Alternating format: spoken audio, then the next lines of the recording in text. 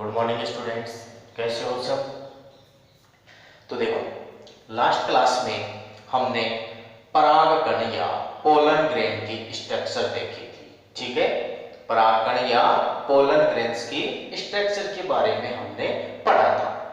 आज हम पढ़ेंगे मेल गैमेटोफाइट का डेवलपमेंट। ठीक है, नर युग्मकोद्भिद का विकास या डेवलपमेंट ऑफ मेल गैमेटोफाइट। ठीक है, तो देखो, परागकण या पोलन ग्रेन्स है।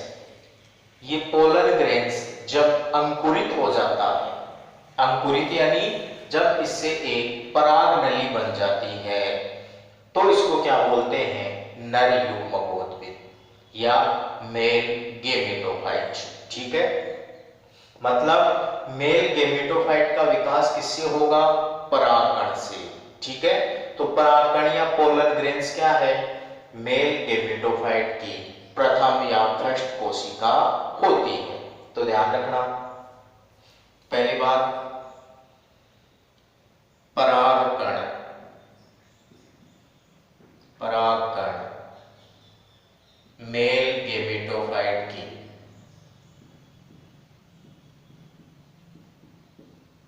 मेल गैमेटोफाइट की फर्स्ट या प्रथम सेल होती है। ठीक है, परागकण मेल गैमेटोफाइट की फर्स्ट या प्रथम कोशिका होती है। ये जो परागकण है, ये परागकण है, इसमें जीव द्रव्य गाढ़ा। इसका जीव द्रव्य कैसा होगा? गाढ़ा। और केंद्रक कैसा होता है? स्पष्ट। केंद्रक स्पष्ट होता है। तो ध्यान रखना, परागकण का जीव द्रव्य गाढ़ा होता है और इनका केंद्रक स्पष्ट दिखाई देता है। ठीक है, परागकण के अंदर कोशिका द्रव्य, कोशिका द्रव्य एक पतली परत के रूप में, पतली परत के रूप में कहां मिलेगा आपको? परिधि की ओर। पतली परत के रूप में परिधि की ओर स्थित होता है। ठीक है, अब देखो, ये जो कोशिका द्रव्य है, ये पतली परत के रूप में और परिधि की ओर क्यों होगा? क्योंकि इसके मध्य में बड़ी रिक्तिकाएं बन जाती हैं। रिक्तिका बड़ी होने के कारण कोशिका का अधिकांश भाग घेर लेती है, इसलिए कोशिका द्रव्य एक पतली सी परत के रूप में परिधि की ओर चला जाता है। क्लियर बात? अब देखो, ये जो परागकण है, इस परागकण का अब क्या होगा? अंकुरण, यानी इसका विकास होगा। तो ये परागकण अंकुरित होकर के इसका निर्माण करेगा मेल गैमेटोफाइट या नर युग्मकोद्भिद का विकास करता है।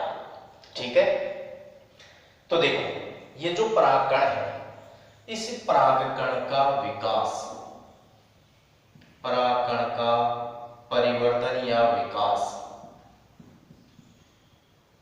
एक तो परागण से पहले होता है, परागण से पहले, और एक कब होगा? परागण के बाद। तो विकास, ध्यान रखना, विकास की यहां पर दो कंडीशन है। पोलन ग्रेन्स का विकास परागण से पहले होता है और परागण के बाद भी होता है। ठीक है, तो हम पहले देखेंगे कि परागण से पहले तो इसमें क्या क्या विकास होता है और परागण के बाद इसमें क्या विकास होता है। तो सबसे पहले हम बात करेंगे परागण से पहले विकास, परागण से पहले विकास। कि परागण होने से पहले इसका विकास कैसे होता है, किस प्रकार होता है। ठीक है, तो देखो परागकण बनते कहाँ है, लघु बीजाणुधानी में। लघु बीजाणुधानी कहाँ होती है, परागकोश में। कहाँ होती है, परागकोश में। ठीक है, तो देखो जो ये परागकण है इसका विकास परागकोश के स्फुटन से पहले ही प्रारंभ हो जाता है। ठीक है, ध्यान रखना, परागण का विकास, परागण का विकास परागकोश के स्फुटन से पहले, परागकोश के स्फुटन से पहले ही प्रारंभ हो जाता है, प्रारंभ हो जाता है। ठीक है, ऐसे विकास को क्या बोलते हैं, प्रीकोशियस विकास, जिसे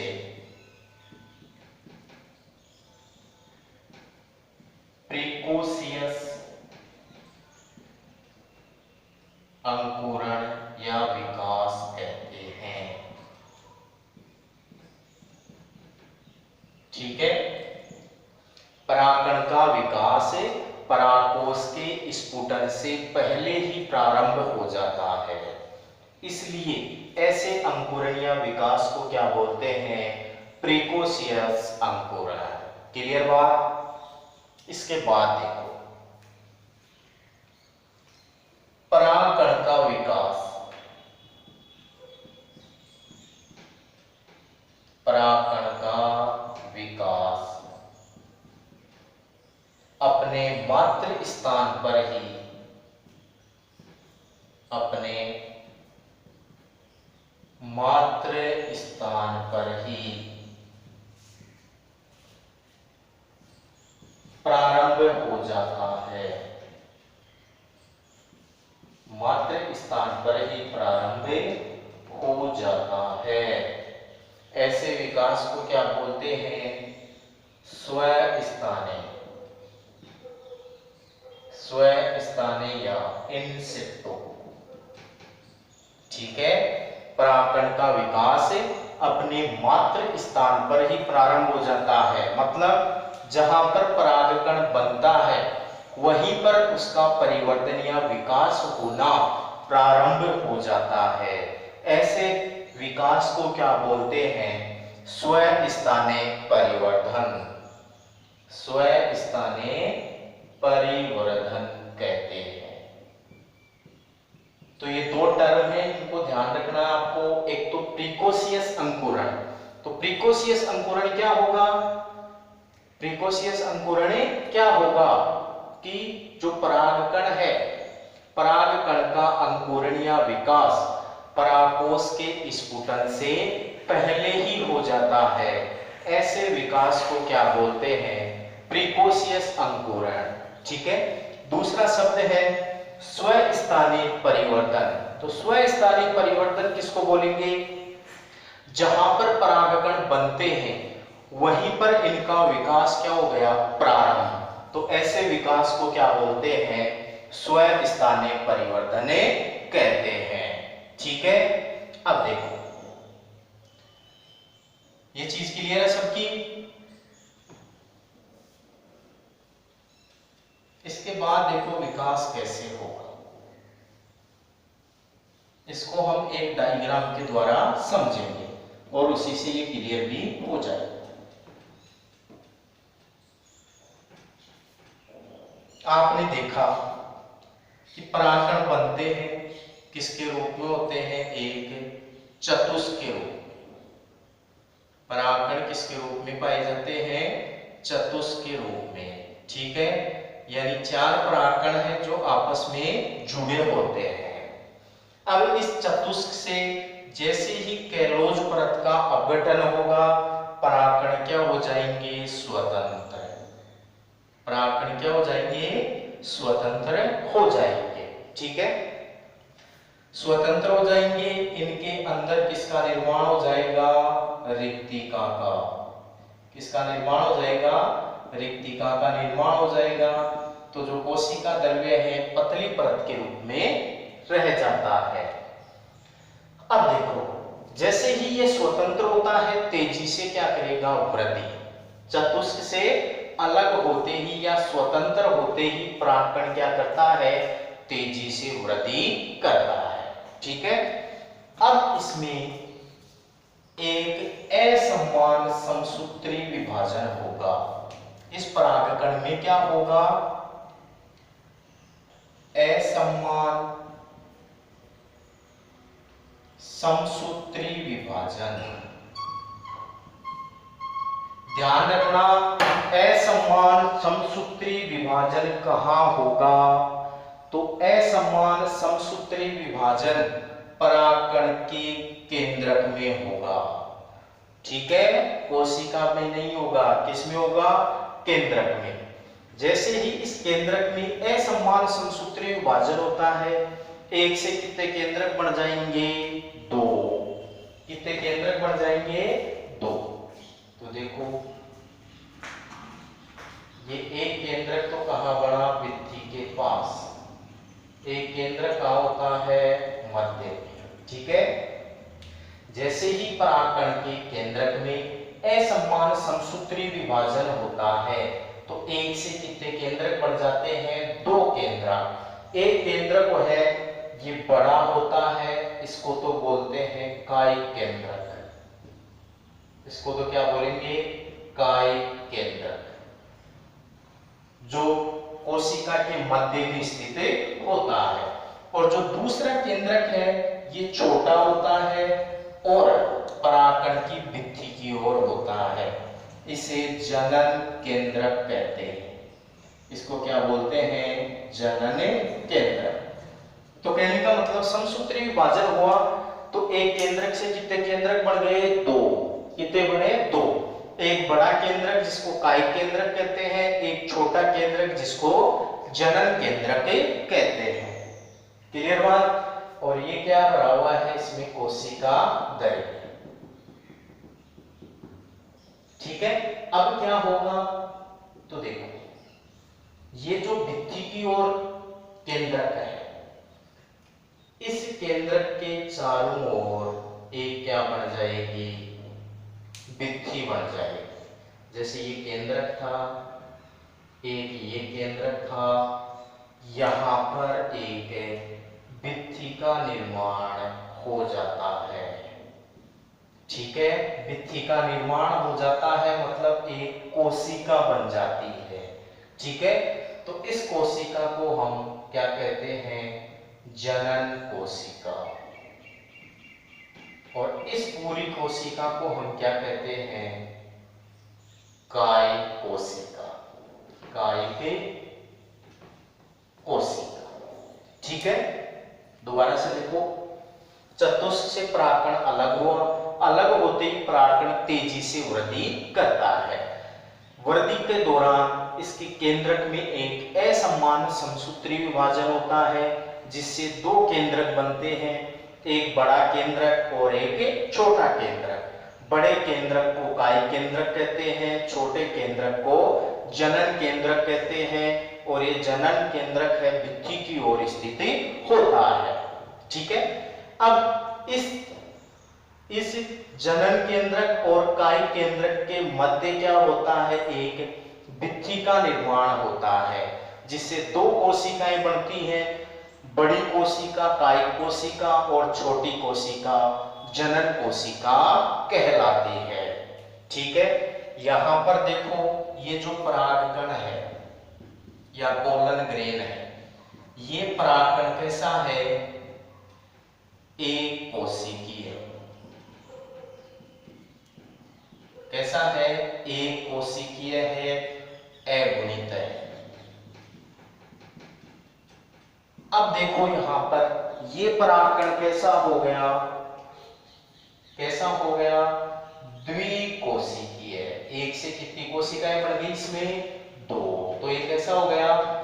द्विकोशिकीय, ठीक है।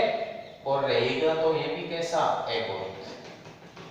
तो कहने का मतलब परागकण एक कोशिकीय से यहां पर कैसा बन गया, द्विकोशिकीय बन गया, ठीक है। अब यहां तक विकास होने के बाद परागकोश का स्फुटन होता है, ठीक है।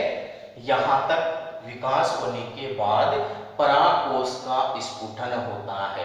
परागकोश का हमने जो स्फुटन देखा था पीछे, वो ध्यान रखना, अधिकांश आवर्तबीजियों में परागकण का या परागकोश का स्फुटन जब परागकण ये दो कोशिकीय अवस्था बना लेता है तब होता है, ठीक है। यानी जो परागकण होता है जब ये एक कोशिकीय से द्विकोशिकीय हो जाता है, उस द्विकोशिकीय होने के बाद जो अधिकांश आवर्तबीजी पौधे हैं उनमें परागकोश का स्फुटन होता है, ठीक है।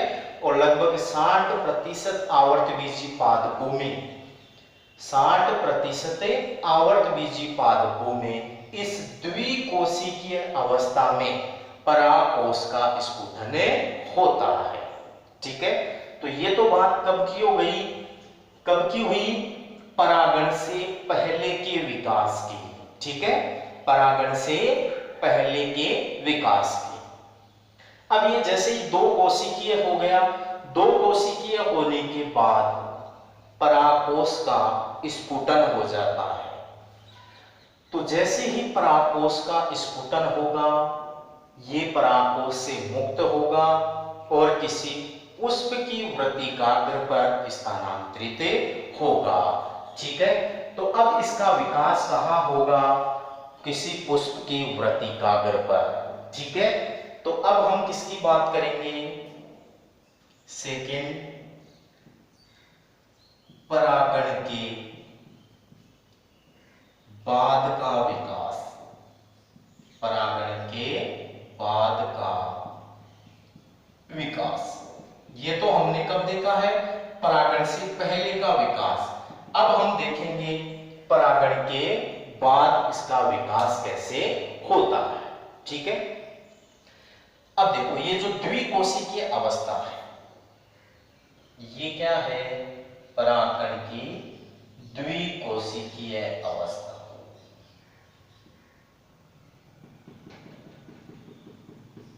ये काय कोशिका है और ये जनन कोशिका है, ठीक है।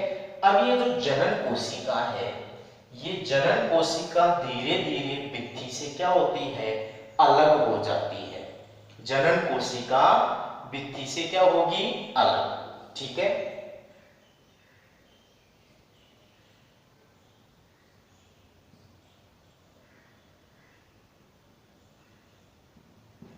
और अलग होकर के स्वतंत्र रूप से कायिक कोशिका के कोशिका गर्भ में तैरने लगती है, ठीक है। थोड़ी ये तर्क रूपी आकार में होती है। तो देखो ये तो सेल कौन सी हो गई, कायिक कोशिका। ये तो कौन सी सेल है, कायिक सेल। ये कौन सी है, जनन सेल, जनन सेल, ठीक है। ये कायिक सेल है पूरी। इस कायिक सेल में एक तो जनन कोशिका है और एक इसका केंद्रक है, ठीक है। तो जनन कोशिका क्या होती है, भित्ति से अलग होती है और अलग होकर के स्वतंत्र रूप से कहां तैरने लगती है, कायिक कोशिका के कोशिका तल में, ठीक है। तो देखो परागकोश का स्फुटन हुआ, परागकण का क्या हो गया, ट्रांसफर, कहां पर, किसी पुष्प की वृत्तिकाग्र पर, ठीक है। तो देखो जैसे ही ये परागकण किसी पुष्प की वृत्तिकाग्र पर जाकर के गिरता है, तो उस वृत्तिकाग्र से ये जल और शर्करा का अवशोषण करता है। परागकण क्या करता है, वृत्तिकाग्र से जल और शर्करा का अवशोषण करता है, ठीक है। तो जब ये जल और शर्करा का अवशोषण करेगा, इस कोशिका द्रव्य की मात्रा बढ़ेगी, ठीक है। अंदर इसके कोशिका द्रव्य की मात्रा बढ़ेगी। अब जैसे ही कोशिका द्रव्य की मात्रा बढ़ेगी तो ये कोशिका द्रव्य है, ये भित्तियों पर क्या करेगा, दाब डालेगा। क्या करेगा, भित्तियों पर दाब डालेगा। ठीक है। अब कोलन ग्रेन की संरचना याद करो। हमने देखा था कि जो परागकण है इस पर दो आवरण पाए जाते हैं, एक्साइन और इंटाइन। एक्साइन यानी बाह्य चोल। बाह्य चोल किसका बना होता है, स्पोरोपोलेनिन का। इंटाइन किसका बना होता है, इंटाइन यानी अंतःचोल, पेक्टिन और सेल्यूलोज का। ठीक है। आंतरिक आवरण पतला होता है, बाह्य आवरण मोटा और कठोर होता है स्पोरोपोलेनिन के कारण। लेकिन हमने देखा था क्या कि कुछ स्थानों पर बाह्य चोल, जो बाह्य चोल होता है वो पतला या कमजोर होता है, क्योंकि वहां पर स्पोरोपोलेनिन का जमाव नहीं होता है, जिसको हमने क्या बोला था, जनन क्षेत्र। क्या बोला था, जनन क्षेत्र। तो ये परागकण वृत्तिकाग्र से जल और शर्करा का अवशोषण करेगा। तो जल और शर्करा का अवशोषण करेगा, कोशिका द्रव्य की मात्रा बढ़ेगी और बढ़ी हुई कोशिका द्रव्य की मात्रा इस अंतःचोल पर दबाव डालती है। तो जैसे ही अंतःचोल पर दबाव पड़ेगा, अंतःचोल किसी भी एक जनन छिद्र से, किसी भी एक जनन छिद्र से पराग नली के रूप में बाहर निकल आता है। ठीक है। तो अब क्या होगा, यहां देखो ये क्या था, बाह्य आवरण या बाह्य चोल, और इस बाह्य चोल पर किसका जमाव है, स्पोरोपोलेनिन का।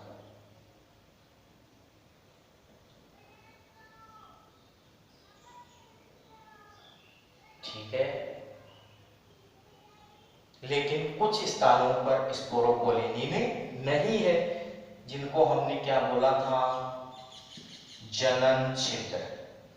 अब ये जनन छिद्र मैंने आपको बताए थे, डाइकोट में 3 होते हैं और मोनोकोट में 1 होता है। ठीक है। तो यहाँ पर डाइकोट की बात करें तो डाइकोट में कितने जरमपोर या जनन छिद्र है, 3। ठीक है। अब ये अंतःचोल, ये बाह्य चोल, जैसे ही अंतःचोल पर दबाव पड़ेगा, अंतःचोल किसी भी एक जनन छिद्र से पराग नली के रूप में क्या होगी, बाहर निकलेगी।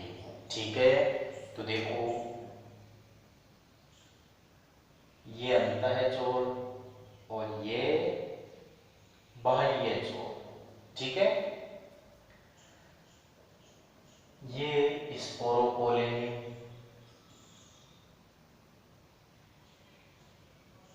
इसका जवाब है स्पोरोपोलेनिन का।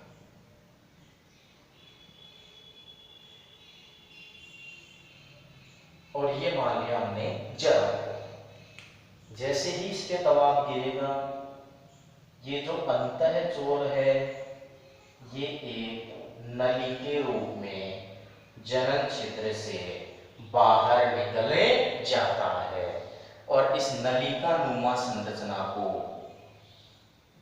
क्या बोलते हैं, पोलन ट्यूब या पराग नली। ठीक है। अब परागकण के अंदर किसका विकास हो गया, पराग नली का। ठीक है। यहां पर क्या थी, कायकोशिका, और यहां पर क्या था, सॉरी ये तो थी जनन कोशिका, और ये था कायकोशिका का केंद्रक, और ये है कोशिका द्रव्य।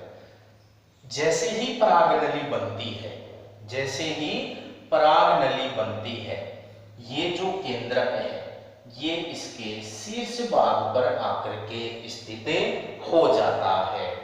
तो ये क्या आ गया यहां पर, कायिक केंद्रक, कायिक केंद्रक। ठीक है। जैसे ही कायिक केंद्रक पराग नली के शीर्ष पर आ जाता है, ये पीछे पीछे ये जो कायिक कोशिका, जनन कोशिका है, ये भी कहां आ जाती है, पराग नली में। ठीक है। अब ये क्या हो गई, यहां पर आ गई जनन कोशिका। ठीक है, अब क्या होगा, इस जनन कोशिका में दूसरा समसूत्रीय विभाजन होगा। पहला समसूत्रीय विभाजन परागकण के केंद्रक में हुआ था और दूसरा समसूत्रीय विभाजन जनन कोशिका में होगा। ठीक है, जैसे ही इस जनन कोशिका में समसूत्रीय विभाजन होगा, इससे कितनी कोशिकाएं बन जाएगी, 2। कितनी सेल्स बन जाएगी, 2 सेल बन जाएगी। ठीक है,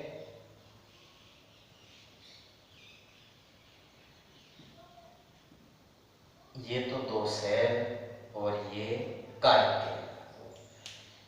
तो जनन कोशिका समसूत्रीय विभाजन द्वारा विभाजित होकर के 2 कोशिकाएं बनाती हैं, जिन्हें नर युग्मक कहते हैं। क्या बोलते हैं, नर युग्मक। ठीक है, अब देखो ये जो परागकण है इसमें कितनी कोशिकाएं हैं, 3 कोशिकाएं। कितनी कोशिकाएं दिख रही है, 3 कोशिकाएं। 3 कोशिकाएं कौन कौन सी, एक तो कायिक कोशिका और 2 नर युग्मक। ठीक है, प्रारंभ में परागकण कैसा था, 1 कोशिकीय, अब कैसा हो गया, 3 कोशिकीय। ठीक है, तो इस 3 कोशिकीय परागकण को ही क्या बोलेंगे, मेल गेमेटोफाइट। ठीक है, परागकण तो इस मेल गेमेटोफाइट की प्रथम कोशिका होती है। ये परागकण ही आगे विकसित होकर के किसका निर्माण करेगा, मेल गेमेटोफाइट या नर युग्मकोद्भिद।